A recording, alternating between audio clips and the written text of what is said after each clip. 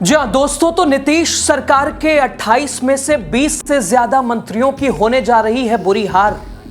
Exit poll ने उड़ाए BJP के होश, साहब की आई शामत। दोस्तों, बिहार विधानसभा चुनाव के दोनों फेज की वोटिंग खत्म हो चुकी है और इस बार नीतीश सरकार के 36 मंत्रियों में से 28 चुनावी मैदान में हैं। इनमें बीजेपी के 17 और जेडीयू के 11 मंत्री हैं। 14 नवंबर को चुनावी नतीजे आएंगे, लेकिन उससे पहले जो तस्वीर सामने आ रही है, उससे पहले जो खबर सामने आ रही है, वो एनडीए के लिए अच्छी नहीं है। खासकर बीजेपी के लिए झटका साबित हो सकती है।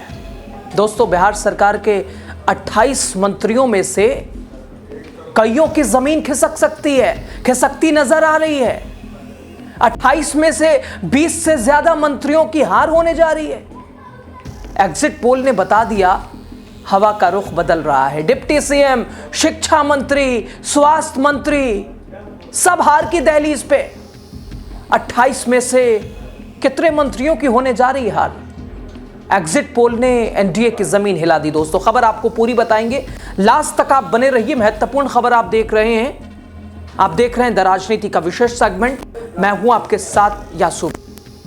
दोस्तों, भारतीय जनता पार्टी ने क्या अयोध्या में ये सोचा था कि इतनी बुरी हार हो सकती है 2024 लोकसभा चुनाव में? ना, कभी नहीं सोचा था। आज भी बीजेपी को वो हजम नहीं होता है, डाइजेस्ट नहीं होता है। वाराणसी चुनाव भी आप देख सकते हैं। प्रधानमंत्री नरेंद्र मोदी कितना करीबी वो चुनाव रहा। यानी बीजेपी जिसके लिए सोच भी नहीं सकती, वो सब हुआ। और एक बार फिर मान के चलिए, बिहार में वैसा ही नज़ारा है। चूंकि 11 साल केंद्र का और 20 साल बिहार का, लोग हैं नाराज और लोगों ने अपने मताधिकार का प्रयोग किया। खामोशी से वोट का जवाब चोट के जरिए दे दिया है। चाहे शिक्षा की बात हो, स्वास्थ्य की बात हो, रोजमर्रा की जिंदगी की बात हो, इसके अलावा पलायन की बात हो, हर विषय पे लोगों ने चुपचाप शांति से जवाब दे दिया है। और ये शांति जो आप देख रहे हैं, ये तूफान से पहले वाली है। दोस्तों, पहले आपको बताते हैं बिहार के 2 डिप्टी सीएम को जरा आप समझिए। आप जानते हैं इन्हें, आप बहुत अच्छे से जानते हैं, बहुत करीब से जानते हैं। एक तो सम्राट साहब को तो आप जानते ही हैं, जो कि मोदी जी के बड़े खास हैं। मोदी जी के बगल बगल में ही रहते हैं। हालांकि मोदी जी ने भी डिग्री नहीं दिखाई, सम्राट चौधरी भी अड़े रहे 10वीं पास के नहीं पास, लेकिन डिग्री तो नहीं दिखाएंगे। और कहाँ से, कैलिफोर्निया से कौन सी डिग्री, उधर तेलुगु की डिग्री। लेकिन अब देने जा रही है जनता उन्हें जवाब। सबसे पहले आप सम्राट को ही देख लीजिए। सम्राट चौधरी तारापुर गढ़ माना जाता है अपने क्षेत्र में। चूंकि विधान परिषद, अब तक विधान परिषद से आते रहे हैं, लेकिन इस बार चुनावी मैदान में बीजेपी ने उतार दिया है। दोस्तों, ये सीट जहां से ये गिरी जिला कह लीजिए आप, ये सम्राट चौधरी का, उनके पिता सम्राट चौधरी के पिता की ये सीट रही है। शकुनी चौधरी का दबदबा इस सीट पर रहा है और सम्राट के लिए ये चुनौती बन चुका है। ये सम्राट के लिए कांटे की टक्कर बना हुआ है। आरजेडी के अरुण कुमार ने ऐसा मुकाबला पेश किया है कि सम्राट चौधरी की हवा खराब है, आवाज नहीं निकल रही मुंह से, कुछ बोलने लायक नहीं छोड़ा महागठबंधन ने। दोस्तों, दरअसल कुशवाहा और वैश्य वोट बैंक में सेंधमारी के साथ ही सम्राट की जो रफ लैंग्वेज है, जो टफ लैंग्वेज है, उसने जनता में नाराजगी पैदा कर दी। एग्जिट पोल में इस सीट को एनडीए के लिए खतरे की घंटी बताया जा रहा है। सम्राट चौधरी डींगे चुनाव से पहले यहां वहां, लोगों ने यह कह दिया कि साहब अब विधान सभा के आप सदस्य होंगे कि नहीं, यह भी नहीं पता है। जीत हार तो बात की बात है। सम्राट क्या सम्राट हो पाएंगे? सम्राट के लिए ये करो या मरो का मुकाबला हो गया है। दोस्तों, चले आइए दूसरे सीट पे चलते हैं। ये भी भारतीय जनता पार्टी के कद्दावर नेता हैं, आप भी इन्हें जानते हैं। ये लखीसराय का नाम आ गया तो आप समझ ही रहे हैं। लखीसराय पे खुद विजय सिन्हा की हाल खराब नहीं है, बल्कि लखीसराय जिले में 2 सीटें हैं, दोनों सीटों पे एनडीए पे चढ़ती नजर आ रही है। खैर दोस्तों, जब डिप्टी सीएम विजय सिन्हा ही पिछड़े हैं, तो फिर भारतीय जनता पार्टी का, एनडीए का और प्रत्याशी क्या ही करेगा। हालात अच्छे नहीं है दोस्तों। डिप्टी सीएम विजय कुमार सिन्हा, कांग्रेस के अमरेश कुमार अनीस ने ऐसा घेरा है और 2020 की याद दिला दी है। 2020 में मामूली अंतर से विजय सिन्हा जीते थे।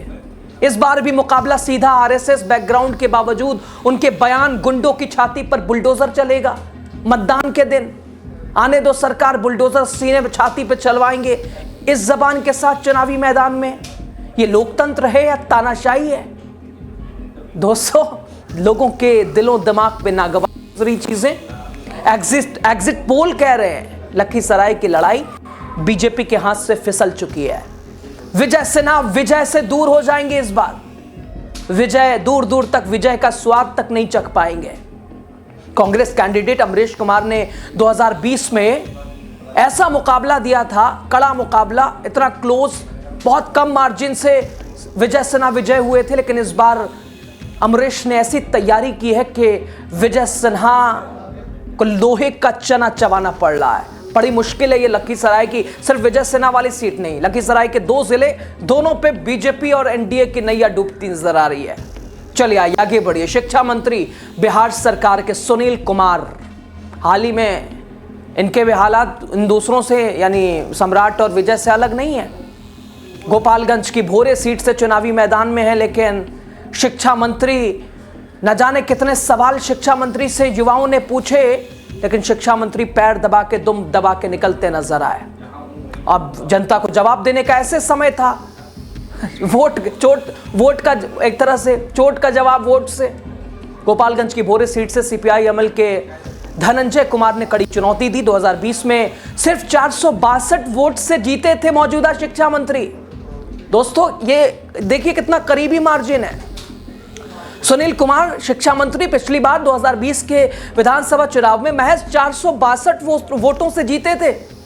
अब तो छात्रों की नाराजगी है, बेरोजगारी है, पेपर लीक है, इन सभी ने शिक्षा मंत्री को घेरा है। जनता कह रही है इस बार जवाब वोट से देंगे। और पिछली बार 462 की मार्जिन थी, बस महज 462। इस बार जनता जवाब देने के मूड में है। शिक्षा मंत्री का अपना भोरे सीट पर किला बचाना मुश्किल है।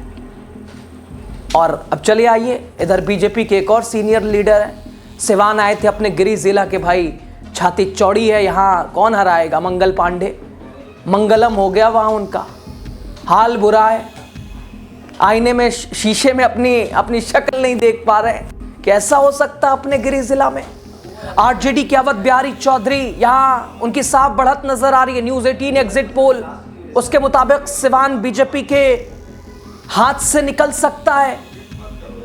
कभी बीजेपी का गढ़ रही सीट अब बदलाव की हवा में बह रही है। दोस्तों, मंगल पांडे, चूंकि मंगल पांडे अभी शिक्षा मंत्री की नाराजगी थी, मंगल पांडे को देखिए, ये स्वास्थ्य मंत्री है। सिवान की स्वास्थ्य व्यवस्था चरमराई है। क्या हाल है, क्या सिचुएशन है? और जिलों की बात छोड़ दीजिए, जो गिरी जिला है मंगल पांडे महोदय का, उनके जिले का हाल बेहाल है। पूरे बिहार की आप शिक्षा, आप स्वास्थ्य व्यवस्था को क्या समझिएगा, क्या कहिएगा, और कैसी होगी व्यवस्था? लेकिन मंगल पांडे को सिवान ने ऐसा जवाब दिया है कि मंगल पांडे इस बार उनके लिए ये शुभ संकेत नहीं है। एग्जिट पोल के आंकड़े बता रहे हैं, यहां से एक बार फिर 2020 की तरह अवध बिहारी चौधरी बाजी मारते नजर आ रहे हैं। चलिए आगे बढ़िए। अल्पसंख्यक मामले के मंत्री जमा खान, चैनपुर सीट पर मुकाबला इतना दिलचस्प है। और पिछली बार जिस पार्टी से चुनाव जीते जमा खान, इस बार उस दल के साथ नहीं है, इसलिए ये बड़ी वजह मानी जा रही है जमा खान के हार के पीछे। दोस्तों, जमा खान की किस्मत की लेकिन दाद देनी पड़ेगी। बसपा से चुनाव लड़े, बसपा से चुनाव जीते, आरजेडी में आए, जेडीयू में गए, अल्पसंख्यक विभाग संभाल लिया, मंत्री बन गए। लेकिन अब जनता कह रही है कि साहब धीरज कुमार के साथ धोखा नहीं होने देंगे। बसपा के धीरज कुमार सिंह एनडीए के वोट बैंक में सेंध लगा चुके हैं। दलित और अल्पसंख्यक वोट एनडीए के खिलाफ लगातार फिलहाल दिखाई दे रहा है, खिसक रहा है। महागठबंधन और बसपा के बीच ये त्रिकोणीय मुकाबला है, एनडीए की मुश्किलें बढ़ी है। और चूंकि जहां से जमा खान ने चुनाव जीता था पिछली बार, इस बार भी धीरज कुमार, चूंकि वो काफ़ी ऐसा क्षेत्र है जहां दलित अल्पसंख्यक अधिक मात्रा में है, लेकिन इस बार अल्पसंख्यक भी जमा खान से छिटकता नजर आया है। वजह बहुत सारी है, चाहे मौजूदा सरकार की अनदेखी किसी विशेष के खिलाफ। जमा खान के लिए भी किला बचाना मुश्किल हो गया है। दोस्तों, पश्चिम चंपारण जिले की बेतिया और वहां से पशुपालन मंत्री रेणु देवी चुनाव लड़ रही हैं। मुकाबला कांग्रेस के बसी अहमद, जो कि इसके अलावा निर्दलीय रोहित शिकारिया, जनसुराज के अनिल कुमार सिंह से है, लेकिन रेणु देवी यहां भी बिखरती नजर आ रही हैं। वो एनडीए का वोट बैंक छिटकता नजर हाल खराब है। वजह इस सीट पर ब्राह्मण, बनिया, भूमिहार, राजपूत वोटर जो कि हार जीत तय करते हैं, और बीजेपी से फिलहाल इनकी नाराजगी, इनका रवैया। रेणु देवी की हार की ये बड़ी वजह है। रेणु देवी इससे पहले डिप्टी सीएम भी रह चुकी हैं, और उस दौरान भी क्या उन्होंने कैसे बाइट दी थी और कितनी उसकी चर्चा हुई थी। यहाँ निर्दलीय कैंडिडेट जो रोहित शिकारिया है वो नंबर 1 पे दिखाई दे रहे हैं। दोस्तों, सबसे अलग बात है, इंडिपेंडेंट प्रत्याशी यहाँ आगे दिखाई दे रहा है, और रेणु देवी की हालत खराब कर रखी है। खैर, आगे आइए। पंचायती राज मंत्री केदार प्रसाद गुप्ता मुजफ्फरपुर की कुर्नी सीट से चुनाव लड़ रहे हैं। इस सीट से वो 2015 का चुनाव और 2022 में उपचुनाव जीत चुके हैं। उनका मुकाबला आरजेडी के सुनील कुमार सुमन से है। जनसुराज से अफरोज आलम को मैदान में उतारा है जनसुराज ने। मुखिया से मंत्री पद तक पहुंचे, लेकिन अब लोग कह रहे हैं कि हमसे दूरियां बना ली साहब, मुखिया से मंत्री बन गए तो हमें भूल गए। और इसका खामियाजा मंत्री केदार प्रसाद को मुजफ्फरपुर की कुर्नी सीट पे देखने को मिल रहा है। लोगों से दूरियां, लोगों से मिलना जुलना बंद, और उसका जवाब लोग देने के लिए तैयार है। हालांकि दोस्तों, ये वो मंत्री हैं, एग्जिट पोल के हिसाब से अधिकतर एग्जिट पोल ये बता रहे हैं कि या तो कांटे की टक्कर है या तो चुनाव उनके हाथ से खिसक चुका है। हालांकि खाद्य मंत्री लेसी सिंह धमदाहा से फिलहाल आगे हैं। ये अच्छी खबर है बीजेपी और एनडीए के लिए। नीतीश के करीबी मंत्री श्रवण कुमार नालंदा में बढ़त बनाए हुए हैं। हालांकि इससे पहले नालंदा की एक खबर आई थी, श्रवण कुमार को लेकर लोगों ने दौड़ा दिया था। हालांकि पीछे इन्हें होना चाहिए, लोगों की नाराजगी थी। हालांकि कई आंकड़े ऐसे भी हैं, एग्जिट पोल ऐसे जिसमें श्रवण कुमार पीछे हैं, बहुत पीछे हैं। कुछ ऐसा एग्जिट पोल हैं जिसमें श्रवण कुमार ने बढ़त बनाई हुई है, लेकिन क्या ये बढ़त 14 नवंबर तक बना पाएंगे, नहीं बना पाएंगे, सवाल है। एनडीए के लिए ये राहत के 2 चेहरे हैं, 2, 3, 4 चेहरे ऐसे हैं। हालांकि ये स्पष्ट रूप से ये नहीं कह सकते कि हमने जो 20 नाम बोले सभी हार ही जा रहे हैं, नहीं। एग्जिट पोल सटीक नहीं हो सकता, लेकिन जो मौजूदा हालात बता रहे हैं, ज़मीनी जो तस्वीर आ रही हैं, जो एग्जिट पोल बता रहे हैं, लोगों की नाराज़गी दिख रही है। साफ तौर पे ये तमाम मंत्री सत्ता विरोधी लहर का शिकार है, एंटी इनकम्बेंसी जिसे कहते हैं, ये सभी उसका शिकार है। बिहार की स्थिति, शिक्षा, रोजगार, पलायन, महंगाई, इससे लोग ग्रसित है, और बीजेपी के लिए साख की लड़ाई बन चुका है। बाकी मंत्रियों की सीटें फंसी नजर आ रही हैं। कुल मिलाकर एनडीए के ये 28 मंत्रियों में से आधे से ज्यादा खतरे के घेरे में है। चुनाव जीतना उनके लिए मुश्किल हो गया है। यानी एक बार समझ लीजिए, फिर अयोध्या वाला हो, कहीं ना भारतीय जनता पार्टी के साथ हो जाए कि इसे डाइजेस्ट आज तक बीजेपी नहीं कर पाती है, हजम नहीं कर पाती है कि ऐसा हो गया। हाँ, हो गया, और ऐसा हुआ नहीं, ऐसा होगा भी। यही तो है लोकतंत्र की ताकत। जनता जिसे चाहे बिठाए, जिसे चाहे किराएदार हो, जाती मकान थोड़ी है, पता होना चाहिए बार बार। खैर, बीजेपी को जहां जातीय समीकरण का फायदा नहीं मिल पा रहा, वहां नीतीश सरकार के खिलाफ थकान, भरोसे की कमी दिखाई दे रही है। एक और बड़ी वजह जानते हैं दोस्तों, ये मतदान के दिन भी ये खबर सामने आई कि नीतीश कुमार के जो समर्थक हैं, नीतीश के जो साथी हैं, जो कार्यकर्ता हैं, वो बीजेपी को वोट देने से पीछे हट गए, और बीजेपी वालों ने जेडीयू को वोट नहीं किया है। तो इन मंत्रियों के साथ भी शायद ऐसा ही खेल हो गया है। जेडीयू वाले ने सपोर्ट ही नहीं किया है बीजेपी के किसी नेता को, और उधर बीजेपी वाले ने भी ऐसे ही किया है, यानी एनडीए महज नाम का रहा है। लेकिन ये बेचारे मंत्री तो फंस गए, न जाने विधानसभा तक अब पहुंच पाएंगे, नहीं पहुंच पाएंगे, प्रश्न चिन्ह लगा हुआ है। खैर, ज़्यादा आपको इंतज़ार नहीं करना पड़ेगा, 14 नवंबर तक इंतज़ार करना पड़ेगा। राजद कांग्रेस ने दोस्तों इस बार ग्राउंड पर इतना अपने आप को एक्टिव रखा है कि एनडीए के लिए सिरदर्द बना हुआ है। एग्जिट पोल साफ संकेत, एनडीए की ज़मीन खिसक चुकी है।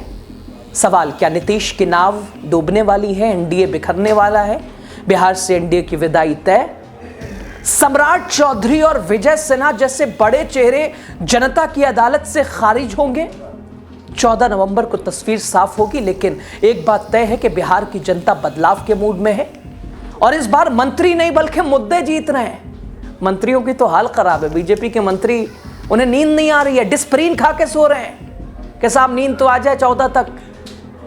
और धुकधुकी बनी हुई है, धड़कनें बढ़ी हुई हैं, ना जाने क्या होगा क्या नहीं होगा। हालांकि अभी उनके किस्मत का फैसला ईवीएम में है। 14 तारीख को जब ईवीएम खुलेगा तब उन्हें सांस में सांस आएगी, उन्हें पता चलेगा कि भाई क्या सिचुएशन है, मतलब तबीयत ठीक है, कुछ दिन रहेगी या सीधे आईसीयू चला जा। आप क्या कह रहे हैं, आप क्या समझ रहे हैं? खबर पे अपनी राय ज़रूर दीजिए। लास्ट तक आप बने रहे, खुले दिल खुले मन खुले विचार से। लोकतंत्र के महापर्व को कैसे आपने मनाया, इन मंत्रियों को लोगों ने जिस तरह से जवाब दिया, आप क्या समझते हैं? लोकतंत्र की कितनी खूबसूरत तस्वीर, लोकतंत्र की कितनी बड़ी ताकत, कमेंट कीजिए, बताइए, हमें भी बताइए, सजेस्ट कीजिए। शुक्रिया आपका।